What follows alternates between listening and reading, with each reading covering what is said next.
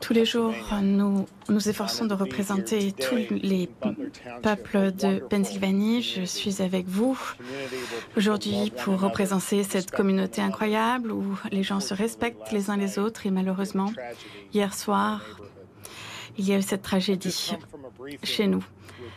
Je viens d'avoir un briefing avec le FBI et avec la police de Pennsylvanie.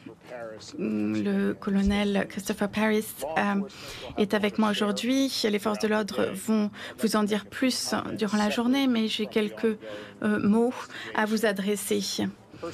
Tout d'abord,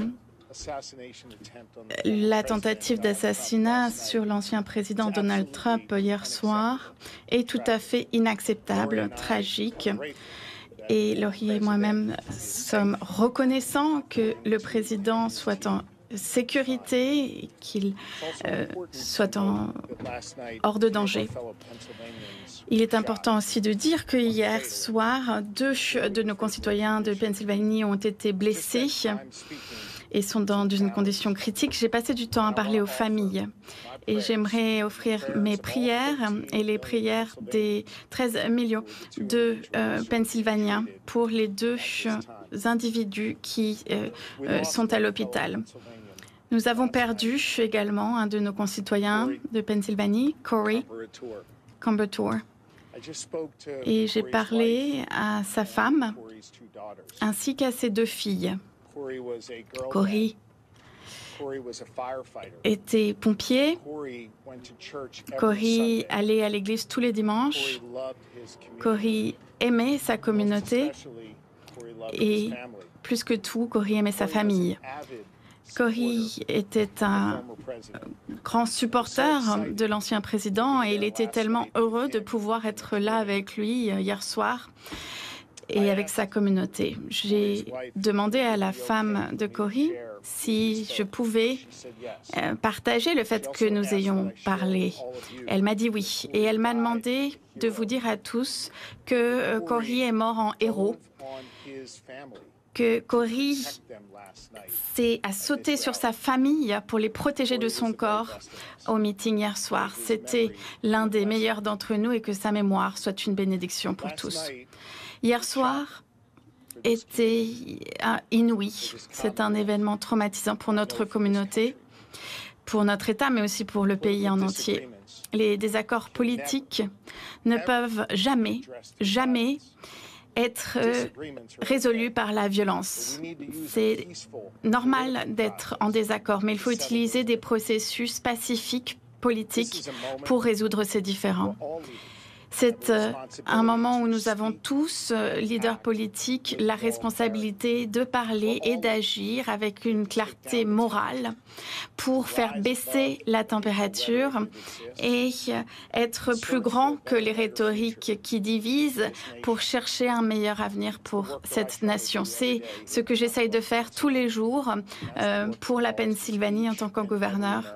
Et c'est le travail de chacun et de chacune des Américains, des Américaines aujourd'hui. Je vous demande donc de prier avec moi pour les 2 Pennsylvaniens qui sont en condition critique, que nous puissions également continuer de prier pour un prompt rétablissement de l'ancien président, que c'est la famille également de la personne décédée soit dans nos pensées et nos prières, puisque des périodes tristes s'annoncent pour eux avec une place vide. Et en Pennsylvanie, nous allons faire en sorte que cette personne soit, que l'on se rappelle d'elle.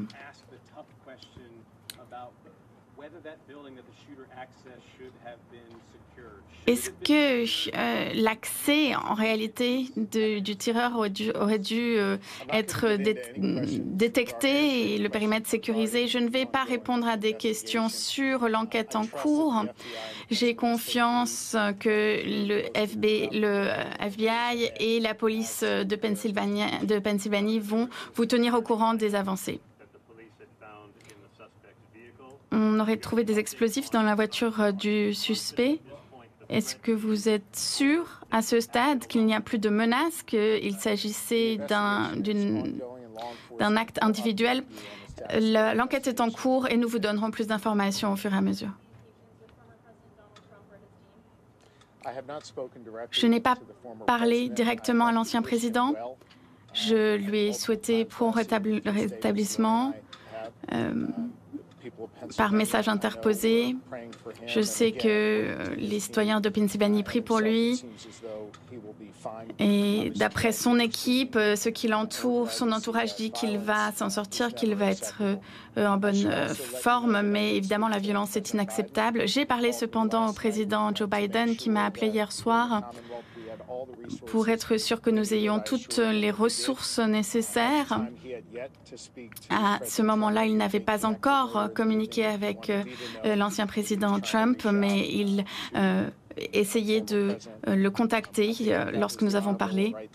Et je crois que c'est tout à fait honorable de sa part. Je suis content qu'il l'ait fait. Il faut travailler ensemble avec tous les partenaires au niveau fédéral également. Est-ce que vous avez parlé aux familles des blessés? Oui, j'ai parlé à la famille de l'un des blessés et l'autre, j'ai laissé un message, mais ce sera la police de la Pennsylvanie qui vous partagera plus d'informations sur l'état des victimes.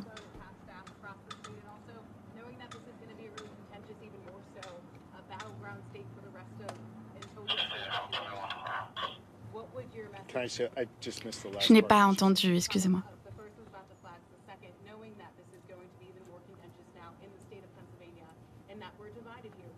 Nous sommes divisés ici en Pennsylvanie, ça va être un sujet très tendu. Qu'en pensez-vous?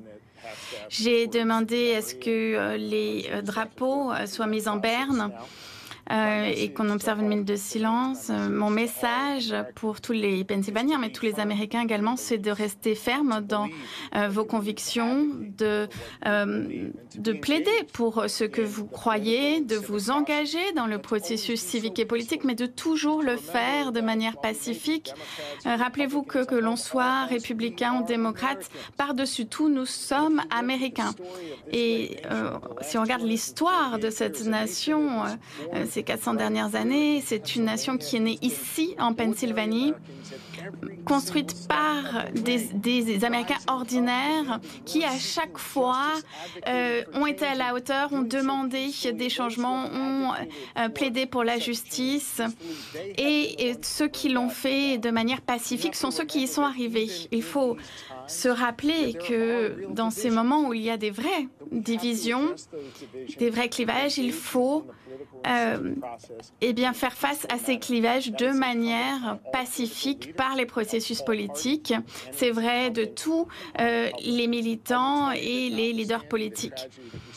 Aujourd'hui, avec la tragédie que nous avons vue hier à Butler, cette tragédie horrible, eh bien, moi, tous les jours, lorsque je suis en Pennsylvanie, je vois le meilleur de la Pennsylvanie. Je vois que, effectivement, on a des croyances fortes, on a des convictions fortes, mais on a un vrai dialogue. Je vois aussi des personnes qui s'engagent pour leur communauté, même s'il y a des différends qui existent avec leurs voisins. Il faut donc apprendre de notre histoire et il faut continuer à aller de l'avant de manière positive comme nous l'avons fait.